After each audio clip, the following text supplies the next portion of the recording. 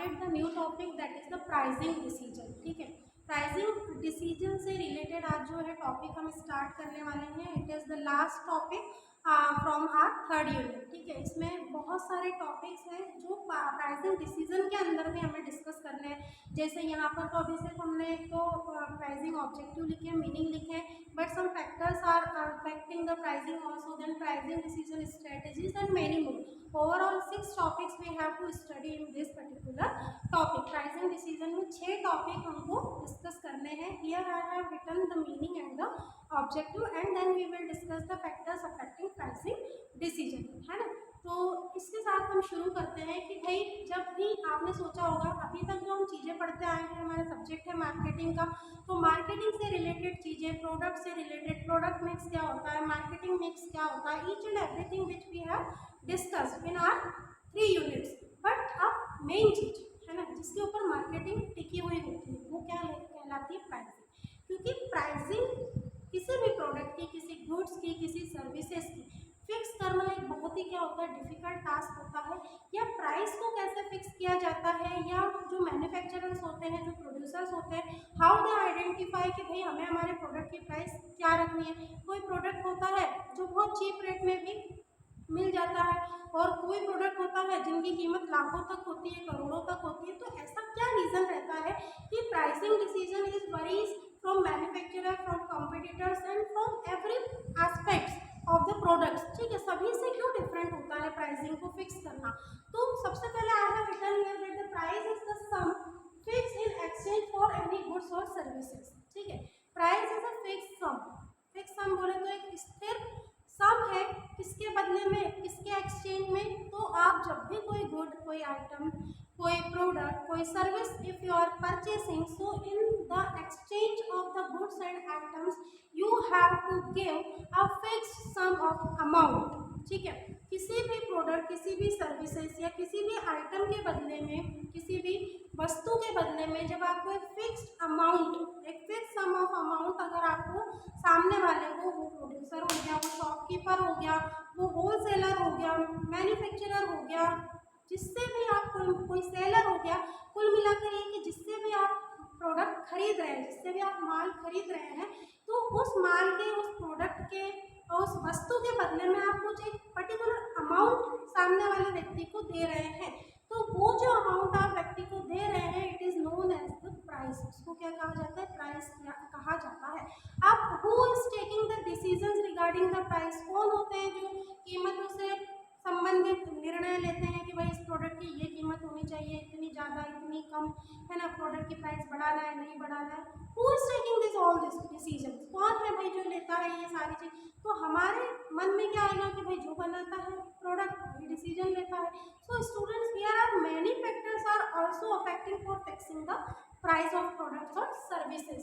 बहुत सारे फैक्टर्स होते हैं जो कि क्या करते हैं, अफेक्ट करते हैं, प्रभावित करते हैं कीमतों के निर्धारण को. तो उसी के साथ हम कह सकते हैं कि the producer is having a choice for fixing the price of product. जो प्रोड्यूसर होते हैं उनके पास बहुत सारी चॉइसेस होती है कि हमें हमारे प्रोडक्ट की क्या कीमत रखनी है. It is also depends on the competitors, product line, product competitor same product को कितने कीमत में दे रहा है, तो ये चीज़ होगी. फिर it is dependent on the quality which you are using as a raw material for manufacturing the finished goods. आप फिर रॉ मटेरियल की क्या क्वालिटी रख रहे हैं, किस गुणवत्ता का कच्चा माल आप उपयोग कर रहे हैं एक अंतिम उत्पाद बनाने के लिए. तो many factors are affecting the decisions regarding pricing. ठीक है, बहुत सारे फैक्टर्स ऐसे होते हैं जो प्रोडक्ट की प्राइसिंग के निर्धारण में क्या करते हैं, को प्रभावित करते हैं. यह हो गया एक सिंपल सा मीनिंग हमारे प्राइसिंग डिसीजंस का. Now we will discuss the objective of pricing. कि हर दुनिया में आप कोई भी प्रोडक्ट देख लीजिए, कोई भी सर्विसेज अगर आप लेना चाहते हैं, तो यू हैव टू पे समथिंग फॉर दैट. आपको उस वस्तु, सेवाओं के बदले में डेफिनेटली कुछ अमाउंट जो है वो पे करना पड़ता है. फ्री में आपको कुछ भी नहीं मिलता है ना.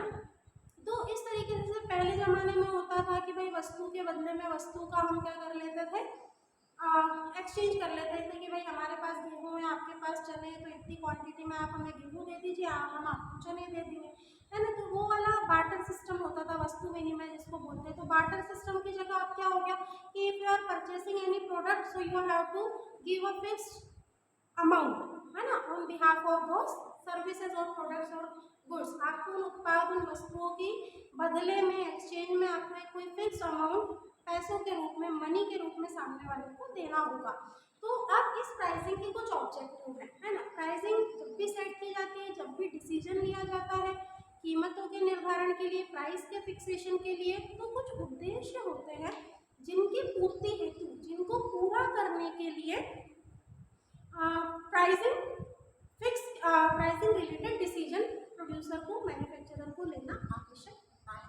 तो पहला उद्देश्य देख लीजिए आप, पहला है प्रॉफिट मैक्सिमाइजेशन। दुनिया में कोई भी व्यक्ति, कोई ऐसा है क्या जो लाभ कमाना नहीं चाहेगा?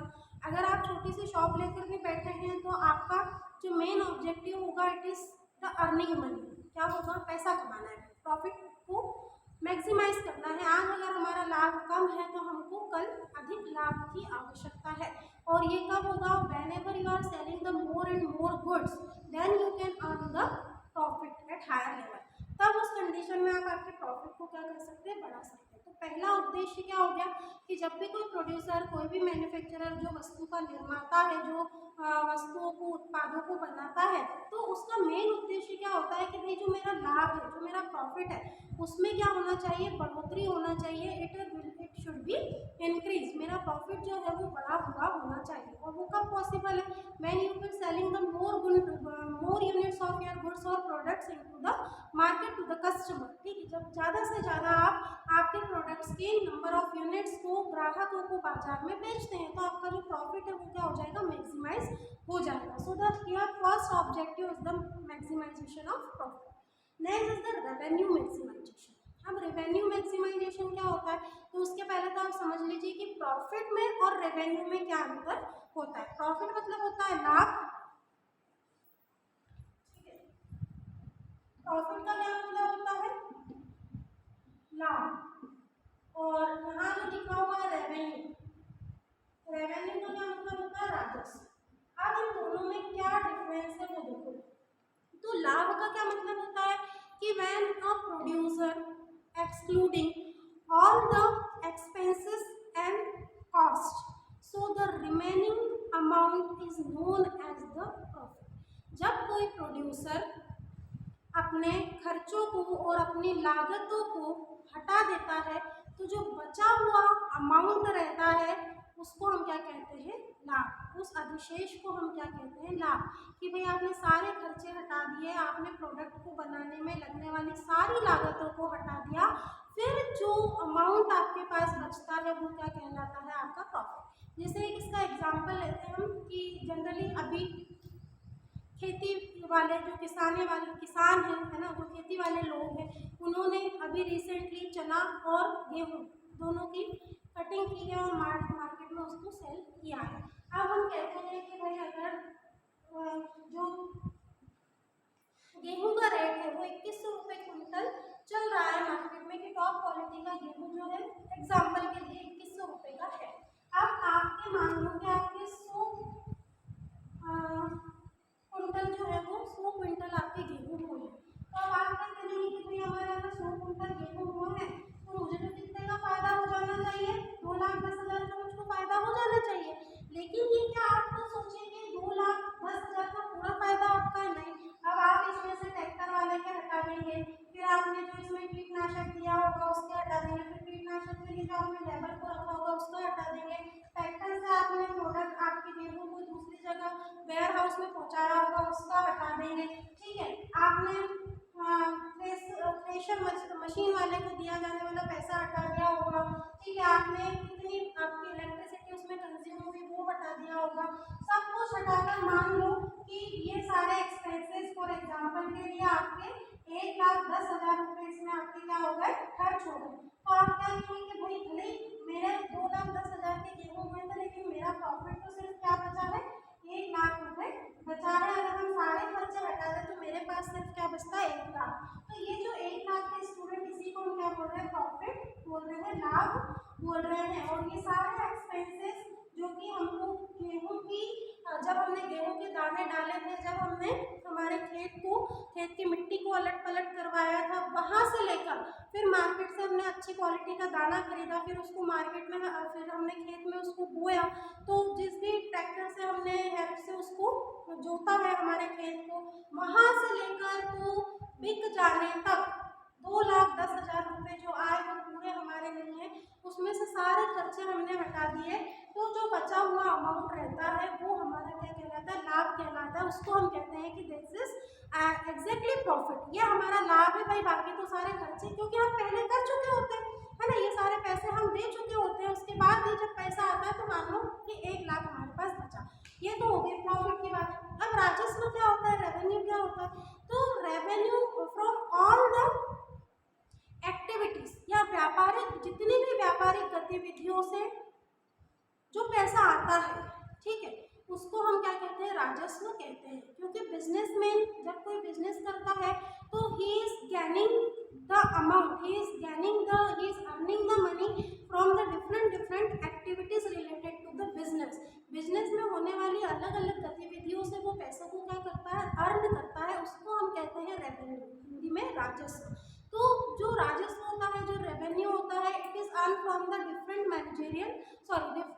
Business related activities. उसको हम क्या कहते हैं कि अलग अलग व्यापारिक गतिविधियों से कमाया हुआ जो लाभ रहता है, जो पैसा रहता है, उसको हम कहते हैं रेवेन्यू। अब जो सेकंड है, ये डिफरेंस क्लियर कर दिया मैंने प्रॉफिट और रेवेन्यू में। कई बार प्रॉफिट और रेवेन्यू को कुछ लोग एक ही कंसीडर करते हैं कि दोनों का मतलब यही है, प्रॉफिट मतलब भी इनकम, रेवेन्यू मतलब भी इनकम, लेकिन एग्जैक्टली इनका मीनिंग क्या होता है, अर्थ अलग अलग होता है। तो आप समझ लीजिएगा आगे के लिए।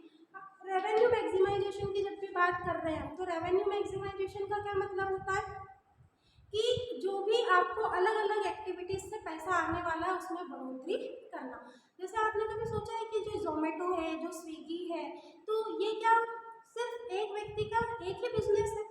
नहीं, एक्चुअल में जो जोमेटो के ऑनर हैं, he is having the different business also, उनके कुछ और अलग अलग बिजनेस हैं। तो उन बिजनेस से जो प्रॉफिट होता है, उस प्रॉफिट को उनने जोमेटो में क्या कर दिया है, इन्वेस्ट कर दिया है। अब जोमेटो से उनकी अर्निंग और क्या हो गई, बढ़ गई है। As well as we can say he is providing the employment to the persons also, साथ ही साथ उन्होंने जो एम्प्लॉयमेंट है ना, रोजगार भी जनरेट किया है इसके थ्रू। तो सिर्फ उन्होंने स्टार्टिंग जोमेटो से करनी ऐसा नहीं, उनका जो दूसरे बिजनेस से अर्निंग थी, उन बिजनेस की अर्निंग को उन्होंने जोमेटो में, ऐसे कई लोग होते हैं, बिजनेसमैन जनरली यही करते हैं, है ना। आपको क्या लगता है कि ये जो क्रिकेटर है, ये जब क्या कर लेते हैं, संन्यास ले लेते हैं कि भाई हम आगे और क्रिकेट नहीं खेलेंगे, तो इनकी अर्निंग कहाँ से होगी? तो इनकी अर्निंग कहाँ से होती है कि जब इन्हें अच्छा खासा करोड़ों से लाखों से पैसा मिलता है, तो ये फॉरेन कंट्रीज में या हमारे यहाँ अलग अलग होटल्स, रेस्टोरेंट्स या बिजनेस में इन्वेस्ट कर देते हैं, ताकि जो उनकी इनकम है वो हमेशा होती रहती है, उनकी इनकम कभी बंद नहीं होती। तो इसी तरीके से जो राजस्व की हम बात कर रहे हैं, रेवेन्यू मैक्सिमाइजेशन की बात कर रहे हैं, तो कोई भी प्रोड्यूसर होगा तो वो यही चाहेगा कि भाई मुझे अलग अलग जगहों से क्या है, अलग अलग व्यापारिक गतिविधियों से मेरा पास पैसा आता रहे, तो मैं उसको अपने बिजनेस में इन्वेस्ट करता रहूँ। तो ये भी एक दूसरा उद्देश्य हो गया प्राइसिंग का। नेक्स्ट होता है profit margin maximisation. Profit margin मतलब देखो, कॉस्ट और खर्चों को, लागतों को और एक्सपेंसेस, खर्चों को हटाकर जो हिस्सा बनता है, बचता है, उसको हम कहते हैं प्रॉफिट। तो अगर आप प्रॉफिट के मार्जिन को बढ़ाना चाहते हैं, जैसे कि आपका प्रोडक्ट बन के तैयार हो गया मान लो 10 रुपये में, अब आपने देखा कि कॉम्पिटिटर का सेम प्रोडक्ट लाइन का प्रोडक्ट जो है वो 9 रुपये में है ना, या मान लो कि 11 रुपये में है, तो आप क्या करेंगे कि 10 रुपये की लागत और खर्चा आया है, तो बिना किसी एक्स्ट्रा इंक्रीमेंट के आप 10 रुपये में वो प्रोडक्ट मार्केट में सेल कर दोगे। I am giving only an example, ठीक है, सिर्फ उदाहरण से मैं बता रही हूँ। अगर अब आप आपका प्रॉफिट मार्जिन ज़्यादा रखना चाहते हैं, तो आप क्या सोचेंगे कि यार 10 रुपये में तो मेरे पास कुछ नहीं बच रहा, यही लागत है, यही एक्सपेंसेस है, और 10 रुपये में लागत और खर्चे सब आए और मैं 10 में ही मार्केट में बेच दूँ, तो ये तो मेरा नुकसान हो गया, मेरा प्रॉफिट तो कुछ बच ही नहीं रहा। हाँ, ये जरूर मैं कर सकता हूँ कि कॉस्ट को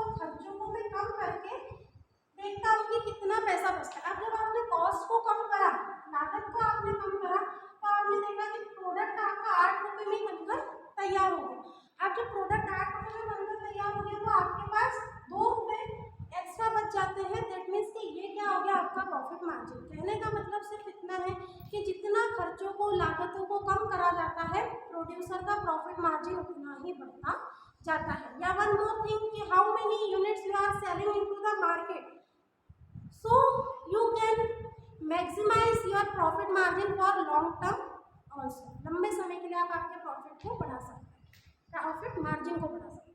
next is the quantity maximisation. Quantity को मैक्सिमाइज कैसे किया जा सकता है? Sold the max to max unit into the market for increasing the quantity. उसकी कितनी क्वांटिटी में है ना, कितने नंबर ऑफ यूनिट्स आप मार्केट में सेल कर रहे हैं, तो जितने आप मार्केट में सेल यूनिट्स को करेंगे, प्रोडक्ट को करेंगे, उतना ही आपका प्रॉफिट बढ़ जाएगा। और जितनी क्वांटिटी आपकी सेल होगी उतनी ही लॉन्ग टर्म कॉस्ट क्या होगी? डिक्रीज होगी। लंबे समय के लिए जो पैसा, जो लागत आपका फंसा हुआ है, वो क्या हो जाएगा? लंबे समय तक नहीं आपको उससे रिटर्न्स की उम्मीद होगी। जितनी ज़्यादा से ज़्यादा क्वांटिटी आप एट प्रेजेंट सेल करते हैं, उतना ही ज़्यादा रिकवरी आपके प्रॉफिट का होता जाता है लंबे समय के बजाय। नेक्स्ट होता है क्वालिटी लीडर। क्वालिटी लीडर कैसे होते हैं कि if you are giving the good quality into the market, so you are considered as a quality leader product.